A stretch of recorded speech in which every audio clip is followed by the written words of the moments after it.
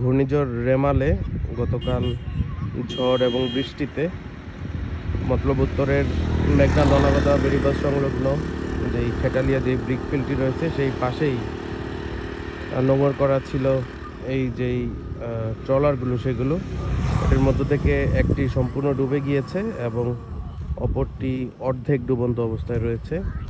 এই ট্রলারগুলো উদ্ধারে কাজ করছে যারা এই ট্রলারের মালিক এবং কর্মচারীরা রয়েছেন তারা। কতটা ভয়াবহভাবে আঘাত এনেছে এই ঘূর্ণিঝড় রেমাল তারই আসলে প্রমাণ বয়ে যায়। উপকূলের এতটা ভেতরে হওয়ার ফলেও মতলব উত্তরের এই যেই মেঘনা দনগদা বেড়িবাঁধ সংলগ্ন দনগদা নদীর পাশেই এই ট্রলারগুলো নোঙর করা ছিল, বাধা ছিল, সেই ট্রলারগুলি আসলে এভাবে ডুবে গেছে। সেই ট্রলারগুলো উদ্ধারের চেষ্টা চলছে। একটি ট্রলার অর্ধেক ডুবে আছে, সেটি উঠানোর